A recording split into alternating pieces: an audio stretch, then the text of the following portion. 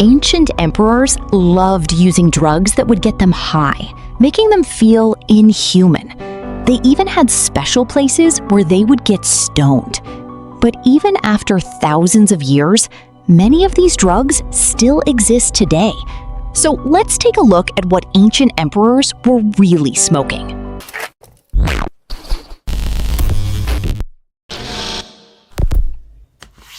Opium, the joy plant. It's 3400 BC in ancient Sumer. A simple flower, the poppy, is quietly changing everything. When cut open, a thick, milky sap starts to drip out. That sap doesn't just heal pain, it completely removes it and replaces it with a warm, dreamlike euphoria. They called it whole gill, the joy plant. And just like that, humanity's longest relationship with a drug begins. But it wasn't kept secret. The knowledge spreads fast. Sumerians, Assyrians, Babylonians, Egyptians. By 1300 BC, opium is everywhere. Egyptian mothers use it to calm crying babies. Doctors prescribe it for pain, sleep, even depression. They mix it into drinks, turn it into paste, using it in ways that feel surprisingly modern. And it works. Then the Greeks take it. Soldiers use it before battle, not to fight better, but to stop fearing death. Even mythology reflects it, a substance that erases pain and sorrow. Then comes Rome, and this is where it gets shocking. Emperor Marcus Aurelius, one of history's greatest philosophers, is taking opium daily, prescribed by his personal physician. And under its influence, he writes Meditations, a book still studied today. Some of the deepest philosophical thoughts ever written may have been shaped under the influence. And for nearly 4,000 years, there are no rules, no fear, no just medicine that made people feel incredible. Blue Lotus, the Pharaohs' drug. Ancient Egypt, around 1500 BC. The elite are celebrating. Gold everywhere, music, laughter. But they're not drinking ordinary wine. They take a flower, the Blue Lotus, and soak it in wine for hours. The result is a drink that relaxes you, creates euphoria, and slightly alters reality. It's everywhere. Painted on tombs, carved into temples, shown in rituals and banquets. When King Tutankhamun's tomb was opened, blue lotus petals were found placed directly on his body. This wasn't just a substance. It was part of their culture. A floating calm, pleasure, heightened awareness. And when mixed with alcohol, it becomes something deeper. A warm, dreamlike, almost spiritual state. Which is exactly how the Egyptians saw it. Priests used it in ceremonies, believing it connected them to the gods. And even Cleopatra, according to some accounts, bathing in blue lotus-infused water. Whether true or not, it shows one thing clearly. This wasn't rare. It surrounded the elite. And today, it still exists. Unregulated, easily available. The same flower that once filled royal palaces is still here. Scandinavia, 9th century.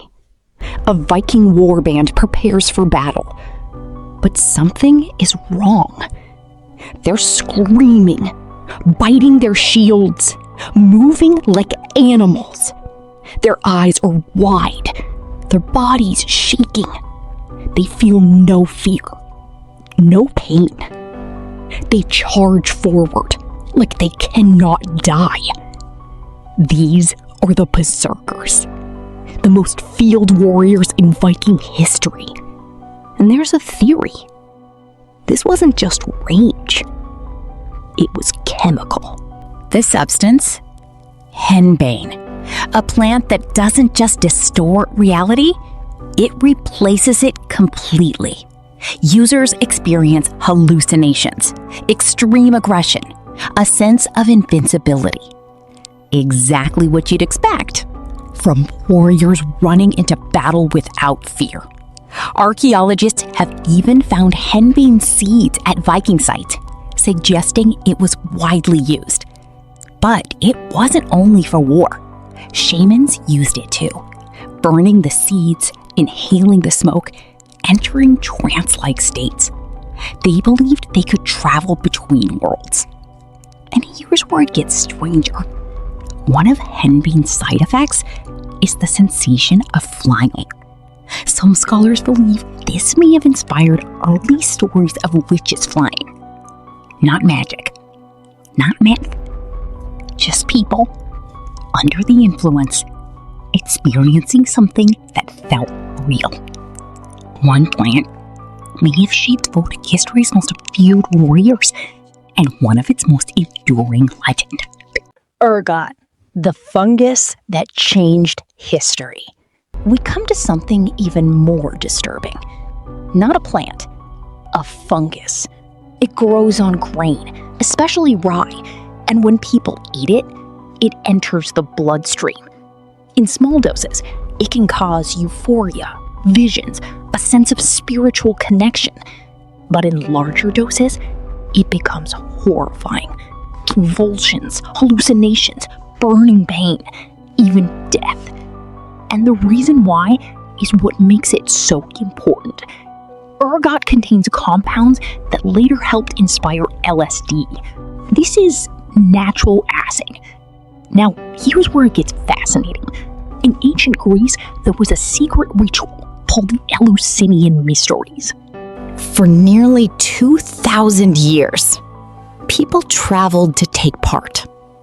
They drank a mysterious beverage and experienced something life-changing. Participants included Plato, Socrates, Aristotle, some of history's greatest thinkers, and they were sworn to secrecy. Some scholars believe that drink may have been derived from ergot, meaning Western philosophy itself may have been shaped by a psychedelic experience. But it doesn't end there. Fast forward to 1692, Salem, Massachusetts. Young girls begin having seizures, seeing things, screaming about invisible forces. The town panics. They believe it's witchcraft. The Salem Witch Trials begin. 20 people are executed. But later, a theory emerges. What if it wasn't witchcraft at all? What if it was ergot poisoning? Contaminated grain, causing hallucinations. A simple fungus may have influenced philosophy,